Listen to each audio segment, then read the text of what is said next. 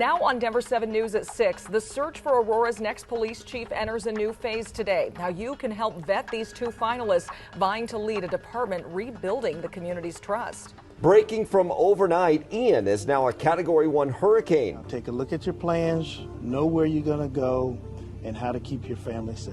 How communities along Florida's Gulf Coast are preparing for impact. And it wasn't pretty to watch, but the Broncos got it done. About getting another win in that win column, and we were able to do that. We're talking to the players about what worked in this nail biter.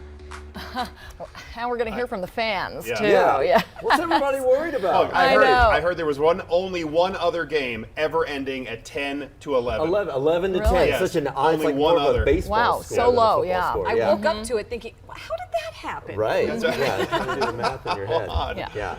But it was a win. And Yeah, we're leading that's the all. division. There you go. So there you go. All that matters. It is a victory Monday. And I guess people are still They're still celebrating right now. because Yes, it's pretty right. slow on the road. Well, I guess just getting busier in some of those usual spots with one crash out east. I'll tell you about that in just a sec. All right, Lisa. Beautiful though. Yeah. Lots of sunshine. Yeah, if you're getting out the door early on, you're going to find clear skies. It's going to be a pretty warm start to our day.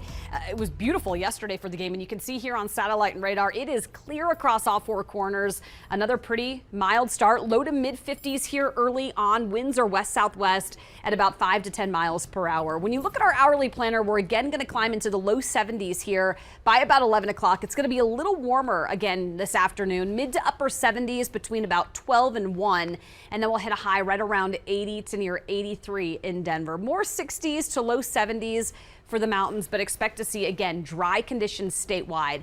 That's going to change a bit tomorrow. We do have a better chance for a few isolated storms and some cooler, more fall-like, more late September weather on the way. I'll show you when it is going to get cooler. Jason, coming up. And right now, the overall drive looks great, just like the weather looks great. Not seeing any huge problems, just starting to get a little busier in some of the usual spots out there. 6th Avenue here at I-25, and you can see that we're all open again. Had some overnight road work, maintenance work here on that transition. And out to the east side of town, looks okay on 225, but we do have one crash over here along Alameda and Monaco. On the map, you can see it's slightly slow on the eastbound side, trying to get through this interchange.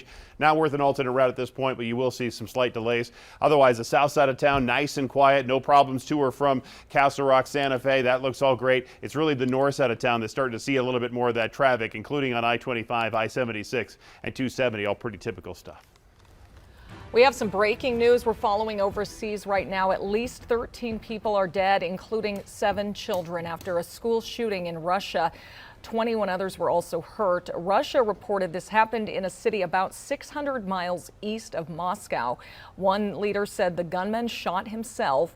Investigators say he was wearing a T-shirt with Nazi symbols on it. In an unrelated incident, investigators also say a gunman opened fire at a military enlistment center in Siberia. A recruitment officer was hurt there.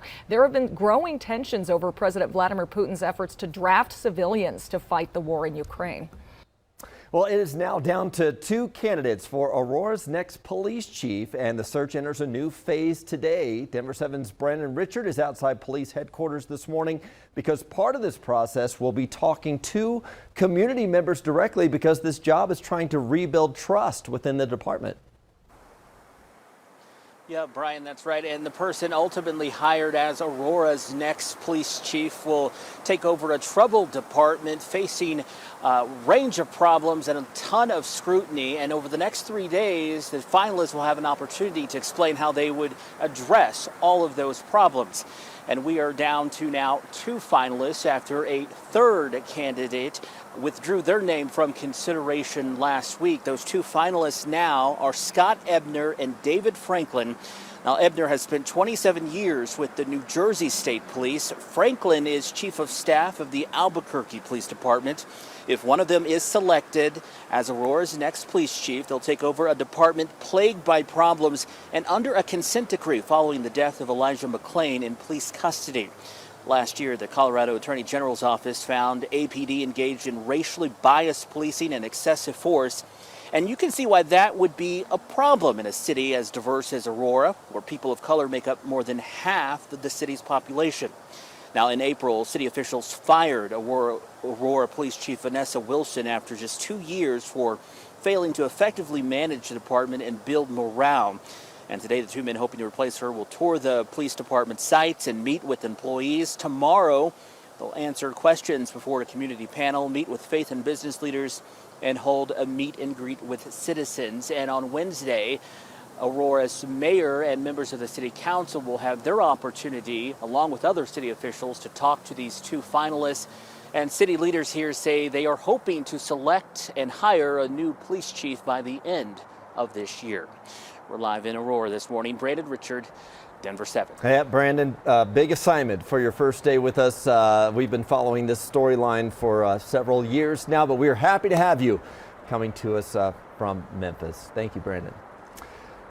Today's interviews and community appearances come after a busy weekend for Aurora Police. Once again, investigators are looking for a suspect in a deadly shooting at a shopping center near Chambers and Iliff. 2 men were shot multiple times early Sunday. 1 died at the hospital. The other is recovering from serious injuries. Multiple cars and nearby businesses were damaged by the gunfire.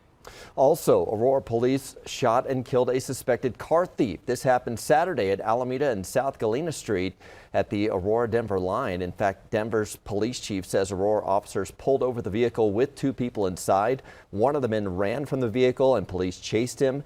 Officers fired at the man when he took out a gun and threatened officers. Denver police, though, are leading this investigation. The other man stayed in the vehicle and was arrested. Well, let's talk about the Broncos because persistence paid off on the field. Thank goodness for the defense because you could feel the tension when the offense took the field in the stands. It was another sluggish performance for them, this time against the 49ers. Russell Wilson and the offense got it together in the second half, squeaking out a 1-point win in a low-scoring game. Broncos insider Troy Rank breaks down what worked, though, this time. Listen, nobody said the Broncos were going to be an easy watch these first few weeks, and their offense, it's the equivalent of throwing ragu on Picasso. It has been ugly, but you need not apologize for a win in this league. Who cares that they went 3 and out 8 times? That's a record now for Russell Wilson. Russell Wilson sometimes in the fourth quarter is easier to appreciate than explain. The Broncos rallied late, and their defense stood up in one of the best performances they've had in the last 6 years. They're 2-1, tied with the Chiefs, and the players, they're proud of it. They know how to win. They know how to play good football. So we knew we had our chops ready for us. We know it's going to be a dogfight. Me and K-Ron talked about it. You got to be ready to die, play a team like this. 9 minutes left to go. You need a touchdown. You're sweating. You're going against a front 7 that's dang good, a great defense. You got Bosa, Kinlaw, Wagner, all these guys. And I can't say it enough. I just think it shows a lot about this organization. It shows a lot about this team, what we're all about. Couple of interesting notes about this victory. Number one, Jerry Rosberg, the new offensive assistant, was up in the booth. He made it much cleaner in the operation. They look more like a professional team. And secondly, you see a team that believes in each other. From Draymond Jones to Dalton Reisner, they told me, we don't win this game the last few years. But these guys, they trust each other. They believe in each other. And on this crazy night here at Empower Field, it led to a victory. Reporting from the stadium, Troy Rank, Denver 7.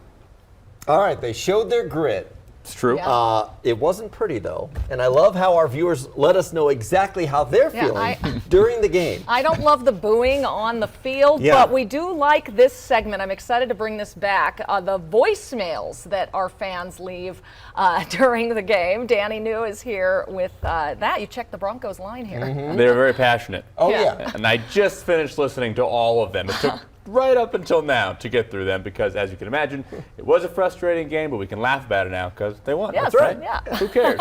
But since the Broncos did not look perfect, Broncos country was kind enough to offer up some constructive criticism. Hi, the offense-defense needs to play better. The kicker needs to practice more kicks. Oh my God, Brian, why is McManus even still employed on the Broncos? Why is he still there? I do not understand it. He cannot be depended upon to even kick a 5-yard field goal, much less a 50-yard field goal. I don't understand it. I feel that they're deliberately making the Broncos lose so that either we have to build a new stadium to support the new owners, or they're trying to move the Denver Broncos out of Denver. Hey, Brian, I do apologize. It's me again. This is Lavender Lotus. I live in Denver, but I am so irritated with this guy. Like every single game, no matter what is happening, rain, sleet, or snow, he cannot make a field goal. Well, Ooh, Brian, ouch. How did I get roped into this? Lavender thinks you have some explaining Yeah. to I do. think the Broncos hotline might be tied into my personal office phone. You just called your cell phone. Or she meant Brandon. Huh? Yeah, well, Yeah. you can't McManus. blame Brandon McManus. Yeah. He's missed, a 64-yarder? I know. And now a 53-yarder. Those are not easy makes. Yeah, it was, at the time, it was 7-5, and it was like, if the Broncos don't make this field goal here in the third quarter, they'll never score again. Right. So, thanks, Brian. There you go. I love how the conspiracy theories are already starting Yeah. to, filter out there. Yeah. But the number is 303-832-0111. You can always call us during or after the game. Maybe we'll play them on the air and always direct them to Brian. Yeah. Let us know how you feel. Keep it clean. Keep it clean, clean. though, Yeah, family friendly here. Yeah. Lisa, Monday Night Football tonight. Dallas Cowboys taking on the New York Giants right here on Denver 7 at 6 p.m.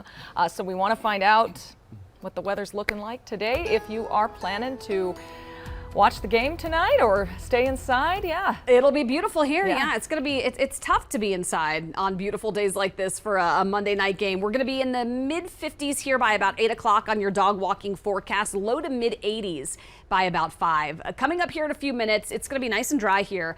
Tomorrow might get an isolated storm or two. We'll take a closer look at that coming up in just a minute. Lanes are open now, but we're still looking at that construction slowdown on I-76, trying to get here through 74th Avenue. You can see the drive come 96th Avenue through 88th through 74th here and trying to make your way on into I-25. Still really busy and slow in there as they do that bridge construction.